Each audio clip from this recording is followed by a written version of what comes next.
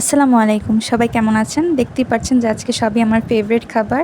তো এই জিনিসটা আমি এমনি মিষ্টি কুমড়া পছন্দ করি না, কিন্তু আম্মু যখন রোস্টেড মিষ্টি কুমড়া দিয়ে একটা ভর্তা করে আর হচ্ছে এই সবজিটা বানায়, সেটা হচ্ছে এখানে বিভিন্ন ধরনের সবজি আছে, শুধু মিষ্টি কুমড়া না, আলু আছে আর ওটা মানে পেঁয়াজের ফুল বা যেটা বলে ওটা, এত বেশি টেস্টি লাগে এই জিনিসটা। আর আম্মু আরও কী জিনিসটা অ্যাড করে, আরও অনেক বেশি টেস্ট লাগে। আর হচ্ছে দেখেন আমি কত সুন্দর করে খাচ্ছি, আমার অনেক বেশি মজা লাগে, কারণ এই স্টাইলটা কলকাতায় দেখেছি আমি। মানে কলকাতায় সাধারণত এই ধরনের কী বলে কাঁসার পাতিল বা পিতলের মানে প্লেটে এরকম করে হচ্ছে ভাত দিয়ে, তারপর তার সাইডে হচ্ছে সবজি বা হচ্ছে মাছের ঝোল বা যেটাই হোক, মানে যেটা দিয়ে খাওয়া হবে সেটা এরকম করে সাজিয়ে পরিবেশন করে দেয়। আর মধ্যে মরিচ দেয় বা শুকনা লঙ্কা দেয় আর ঘি দেয়। তো আমার মানে ওই সাজানোর ধরনটা অনেক বেশি, মানে আমাকে অনেক বেশি মজা লাগে আমার।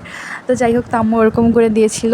আর এটার মধ্যে লেবু দিয়ে খেতে অনেক বেশি ভালো লেগেছে। আর আরেকটা টুইস্ট আছে, সেটা হচ্ছে হোমমেড কালাভুনা। তো এটা হোমমেড কালাভুনা কী করে হয় সেটা তো আপনারা জানেনই। ফার্স্টে গোস্ত রান্না করা হয়, তা অনেক বেশি গোস্ত রান্না করতে করতে তারপর একটা সময় কালাভুনা হয়ে যায়, অ্যান্ড ওইটা অনেক বেশি টেস্ট লাগে। তো আমি এখানে বলে যাচ্ছিলো যে হচ্ছে মরিচ নিও না, কিন্তু আমার অনেক বেশি, কারণ মিষ্টি কুমড়া একটু মিষ্টি মিষ্টি, তো ওটার সাথে মরিচ নিতে অনেক বেশি ভালো লাগে। আর লেবু দিয়ে খেলে অনেক বেশি টেস্ট লাগছিলো এখানে। আর এই সবজিটা আপনারা কেউ খেয়েছেন কি না, বা আপনাদের এখানে এই সবজিটা কী করে রান্না করে আপনাদের বাসায়, সেটা কমেন্টে লিখে জানাবেন।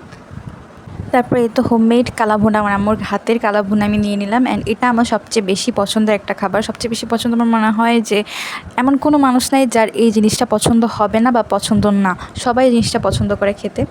আর আম্মু এখন এসে আবার বলে যাচ্ছে যে কালাভুনা খাচ্ছ, এটার সাথে আর মরিচ খেও না, কিন্তু আমার মরিচ খেতে ভালো লাগে, কারণ মরিচ, আমি যে মরিচগুলো খাই সেই মরিচগুলো ঝাল থাকে না। আর ঝাল থাকলেও আমার খেতে ইচ্ছা করে, কারণ মানে আমার কাছে ক্যাপসিকামের যে ইয়াটা থাকে না, ফ্লেভারটা, ওই জিনিসটা আমার অনেক বেশি পছন্দ। আর কালাভুনার সাথে লেবু যোগ করে খেতে এত বেশি মানে আমার ভালো লাগে, আমার মনে হয় সবারই ভালো লাগে, এটা আলাদা করে বলার কোনো ইয়া নাই। আর সবচেয়ে একটা মজার কথা আপনাদেরকে বলি, সেটা হচ্ছে আপনারা যখন খাবারের ভিডিও দেখবেন, আপনারা খেতে খেতে খাবারের ভিডিও দেখবেন, খালি পেটে কখনোই খাবেন না। কারণ কালকের ভিডিও এটা, আমি এডিটিং করছি, এখন মনে হয় 12:30 বাজে বা 1টা বাজে, আমি এখনও দুপুরের খাবার খাইনি। তো আমার নিজের খাবার খাওয়া দেখেই আমার ক্ষুধা লাগছে, আরও বেশি খিদা বেড়ে গেছে, ইনক্রিজ হচ্ছে। তো ওটাই বলছি যে খালি পেটে এই ভিডিও দেখবেন না, খাবার খাওয়ার ভিডিও দেখবেন না, খাবার খেতে খেতে দেখবেন।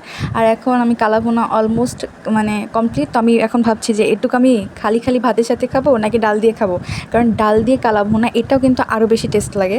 তো আমি এখন সিদ্ধান্তহীনতায় ভুগছিলাম যে আমি কি ডাল নিব নাকি নিব না, কারণ ডাল দিয়ে অনেক বেশি টেস্ট লাগে।